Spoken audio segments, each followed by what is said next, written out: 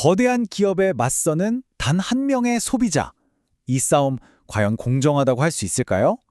오늘은 한국이 왜 미국의 집단소송 제도를 그대로 가져오기 어려운지, 그리고 우리에게 맞는 해법은 대체 무엇일지 그 근거 자료를 바탕으로 한번 깊이 들여다보겠습니다. 사실 모든 논의는 바로 이 질문에서 시작됩니다. 개인이 막강한 자본, 또 최고의 변호사들로 뭉친 법무팀을 갖춘 기업을 상대로 자기 권리를 주장한다? 이거 정말 흔히 말하는 다윗과 골리앗의 싸움처럼 느껴지는 거죠. 힘의 불균형이 너무나도 명확하잖아요. 그럼 이 엄청난 힘의 차이, 이걸 해결할 방법은 없을까요? 바로 여기서 함께라는 가치가 등장합니다. 여러 사람의 목소리가 하나로 모일 때 비로소 거대한 상대와 맞서볼 만한 힘이 생기기 시작하는 거죠. 자, 그럼 이렇게 함께 싸우는 방식에는 어떤 것들이 있을까요? 자료를 보니까 크게 세 가지 길이 있더라고요. 첫 번째는 한두 명이 전체 피해자를 대표하는 미국식 클래스 액션홀과 비슷한 대표 당사자 소송이 있고요. 두 번째는 증권 분야처럼 특정 분야에서만 쓰이는 집합 소송이 있습니다.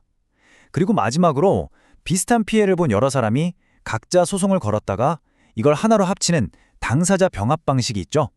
용어는 좀 복잡해 보이지만 결국은 흩어져 있는 개인들이 힘을 모으는 다양한 방법이다, 이렇게 생각하시면 편합니다. 아니 근데 이런 법적인 장치들이 도대체 왜 그렇게 중요한 걸까요? 그건 바로 우리 일상과 아주 밀접하게 연결되어 있기 때문입니다. 특히 먹는 문제나 건강처럼 우리 생명과 직결된 문제에서 소비자들이 자기 권리를 찾고 기업에게 책임을 묻는 아주 강력한 수단이 될 수 있는 거죠. 그런데 말이죠. 이렇게 강력해 보이는 미국식 제도를 왜 그냥 도입하면 안 되는 걸까요? 여기서부터 문제가 좀 복잡해지기 시작합니다.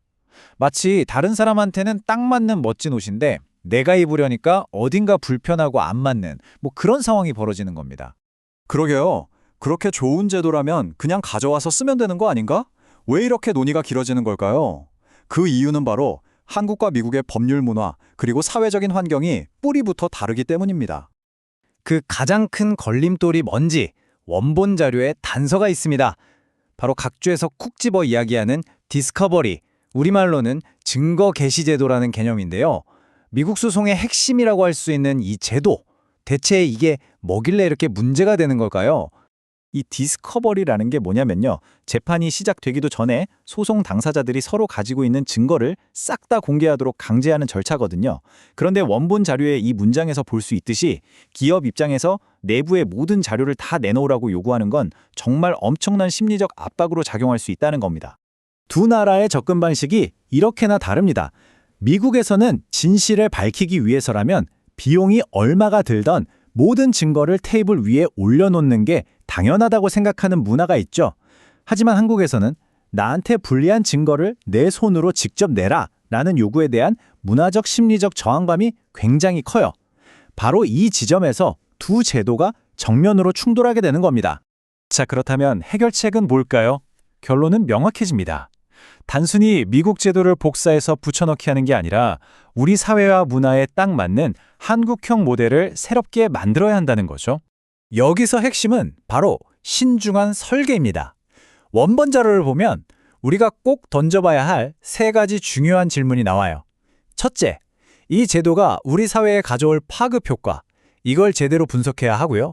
둘째, 해외 거대 기업과의 소송전에도 대비해야 합니다. 그리고 마지막으로 어쩌면 기업들이 이 제도를 자기들 이익을 위해 역으로 이용할 가능성까지도 충분히 고려해야 한다는 겁니다. 법 제도를 아무리 잘 만들어도 결국 그 제도를 움직이는 건 사람이잖아요? 이제 마지막 퍼즐 조각이라고 할 수 있는 변호사의 문제로 한번 넘어가 보겠습니다.